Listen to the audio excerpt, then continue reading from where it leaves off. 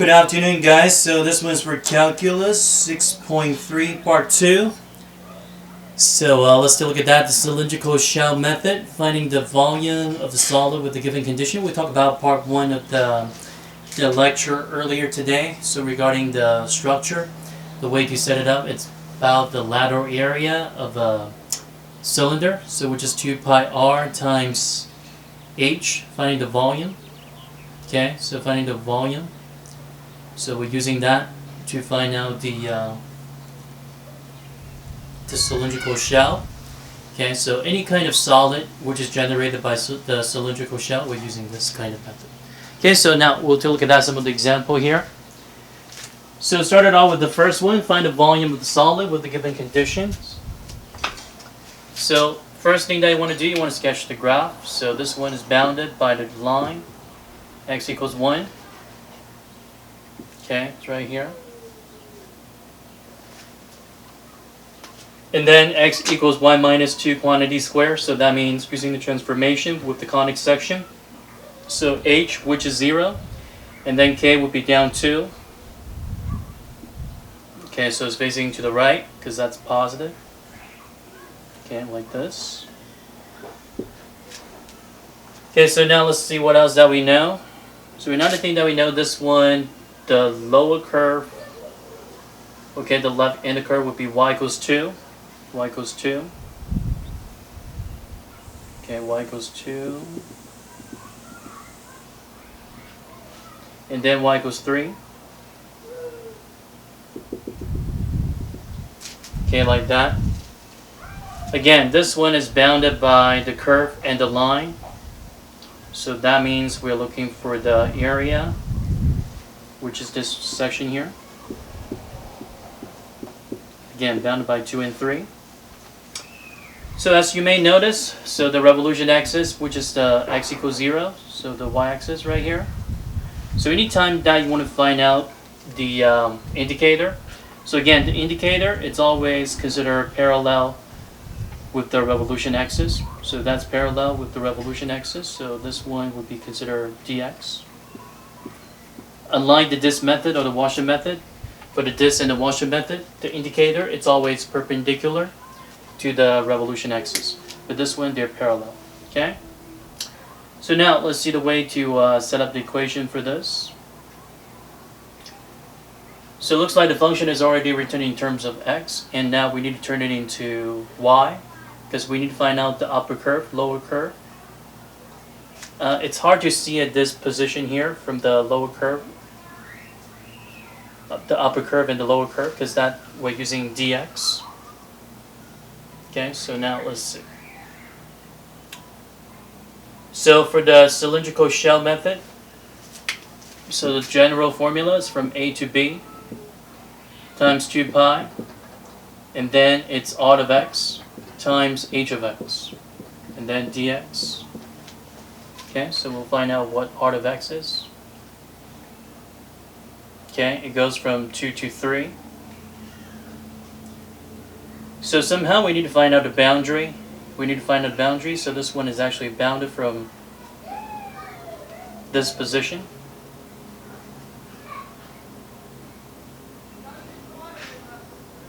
And then all the way to this position right here. Okay, so this one's a little bit tricky. So let's find out the x value first.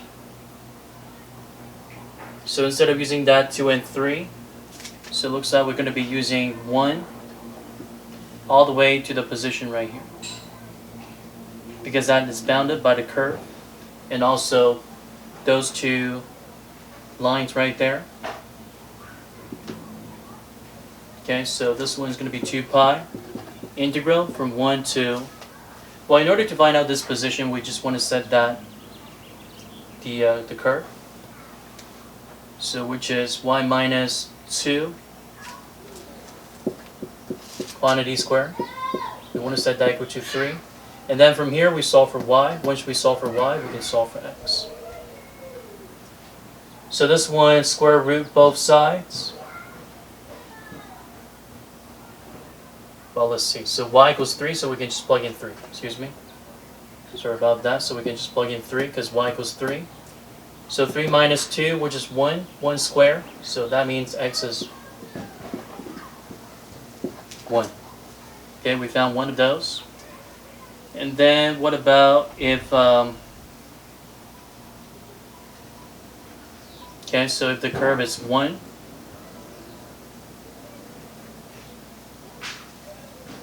oh, you know what, we need to plug in 2. We need to plug in 2 as well. So 2 minus 2, then that would be 0.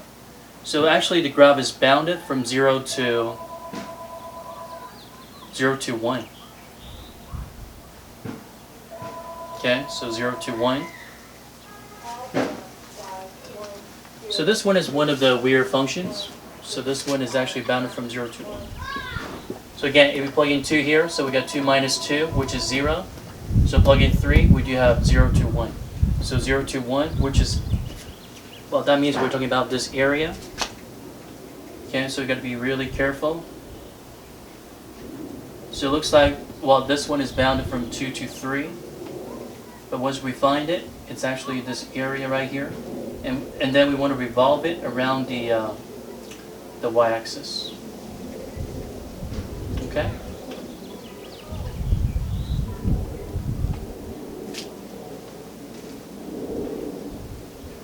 Okay, so let me just check one thing real quick. So this one is one of the weird problem.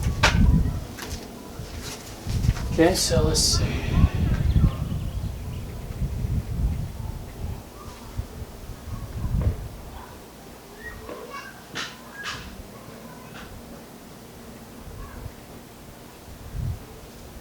Yeah, it actually from 0 to 1. So we found that. Oh, you know what? We need to turn this one from... okay, so since everything is written in terms of r of x and h of x, so we need to turn this one into...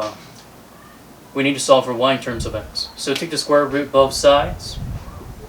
So we do have square root of x, so that equals y minus 2. And then y equals root x plus 2.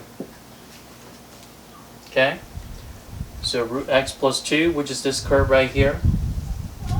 And then looks like there's certain thing else that we need to do.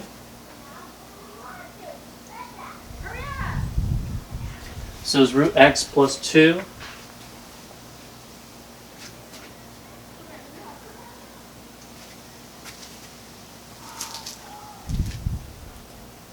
And then minus 2. Okay, let's see why is that. Why do we need to subtract 2 here? So it's root x plus 2. So we just solve for the equation. So this one's supposed to be root x plus 2.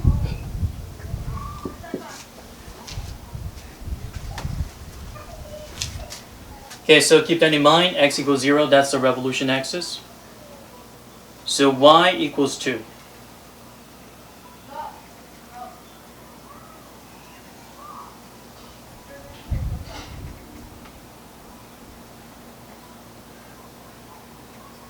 Okay, so we got this curve.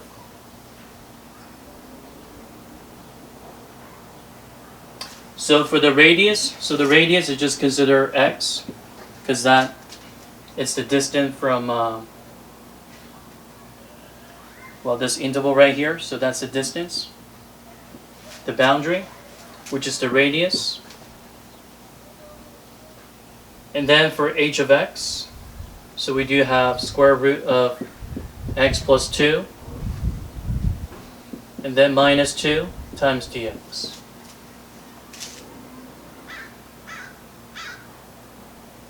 Okay, so the first thing that you want to do, you want to find out the boundary, the new boundary, from 0 to 1, and then x, which is the distance right between the boundary and the revolution axis, and then this one, which is h of x. It's a boundary of this equation, and also minus 2, which is the boundary here. Okay? So we need to find out the upper curve, lower curve. And then the rest of that, I just want to integrate it. Okay, so now let's take a look at that, the other problem here. So this one, so cube root of x. So we do know that it's a function like this. So y equals 0, so that would be this line right here. X equals 1, so then that would be boundary right here. And then this time we need to integrate it with respect to y equals -3. So 1, 2, 3.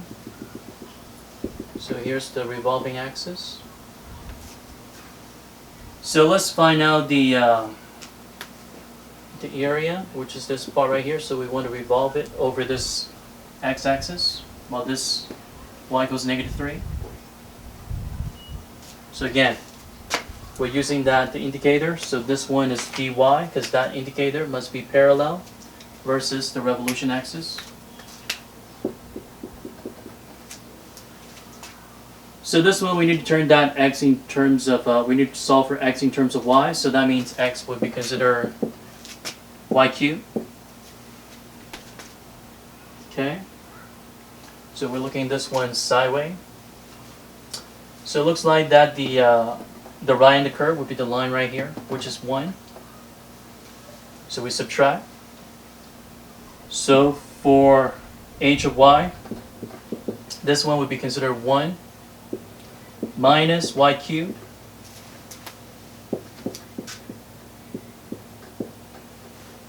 okay, so 1 minus y cubed. And now you may notice that there's the difference of the distance here. So it's supposed to be y if that the revolution axis would be the x-axis, but now it's y equals -3. So that means for the radius would be considered y minus -3, which is y plus 3, because this one it shows the big gap right here. So it's all the way through. So this one is y, this one is actually -3. So it's y minus -3 for all the y. And this one, again, this one just takes care of that h of y.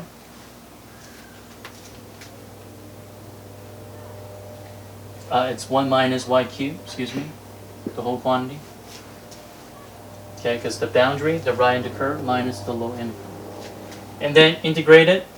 So let's find out the boundary for this one here. So we need to integrate it from 0 to the position right here. So again, plug in 1, so we do have y equals 1. Plug in 0.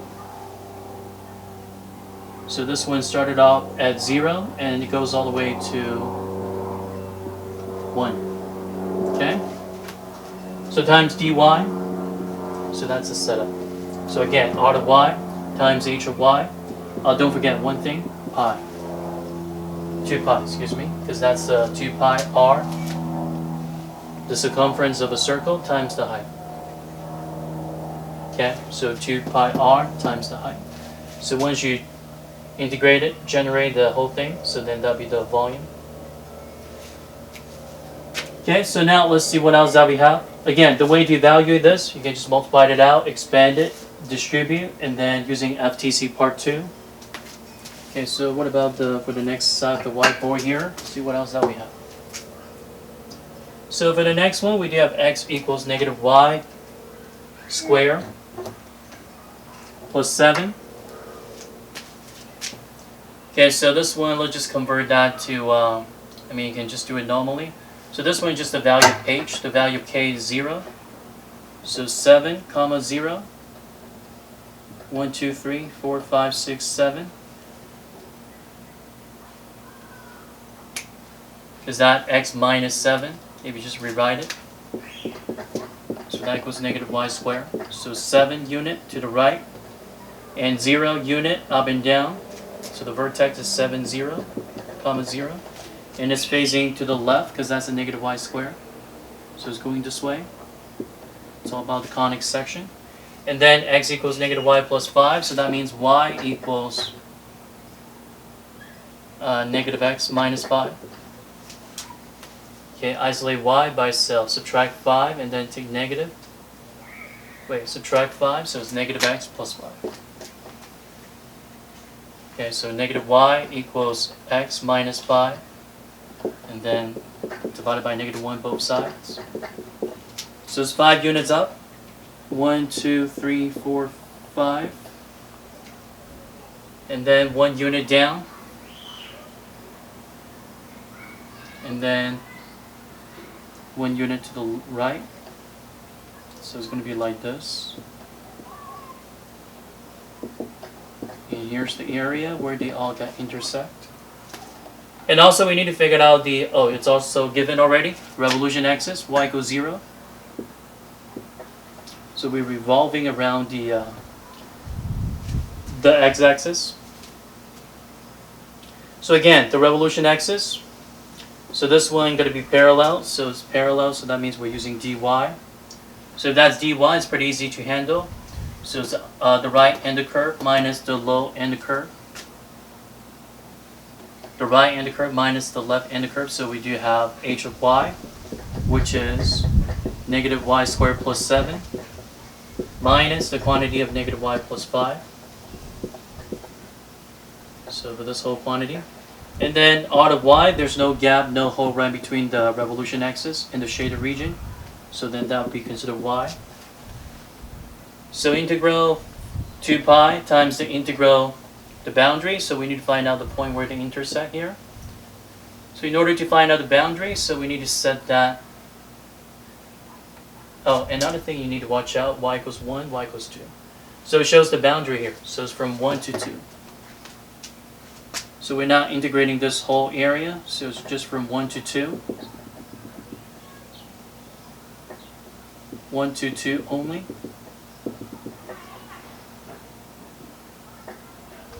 So that means just this area.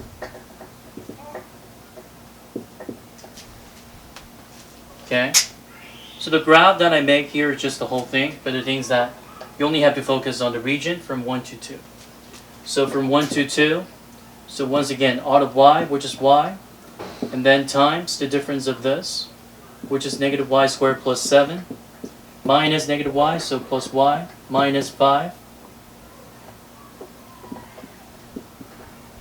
So this one's out of y, h of y, and then times dy. Okay? So the rest of this, distribute, combine the like term, integrate it, and then using f of tc part 2. And now, what about for this part right here? So we do have square root of x plus 1. Okay, so that one is just pretty straightforward. Vertical translations, up 1, so square root of x, like this. And then bounded right in between y equals 1 and y equals 4. 2, 3, 4. Right up here. So that means we're looking for the area, this region. Okay, so it's 1, 2, 4. And then the x-axis is x equals 5. 1, 2, 3, 4, 5. So this one is the revolution axis. Again, indicator is always parallel because we're using the cylindrical shell method. Okay, like this. So now, what we need to do right here, we need to turn this one, well, it's already written in terms of x, so this one is totally fine. But the thing is that, as you can see, that there's a big gap right in between. So there's a big gap right in between, so that means we need to find out the radius. So it's going to be a little bit different for the radius. So instead of using x for the radius, so this one will be considered 5 minus x. The reason why it's 5 minus x, because that shows the difference of the distance from 5 to the boundary of the curve right here. So the distance right in between is, which is 5 minus x. And that would be the radius. And then h of y, we're just using the original function. H of x. So it's root x plus 1. Again, everything is written in terms of x because that the revolution axis must be parallel to the indicator. Or the indicator must be parallel to the revolution axis. So the boundary, so we still need to figure out the value for x. So the way to find out the boundary, we can just substitute in that 1 and 4 for y, and then we solve for x. So 1 equals square root of x plus 1, so that means x has got to be 0. So we started right here. And then another value should be somewhere up there. So we plug in 4 for x. Well, wait a minute.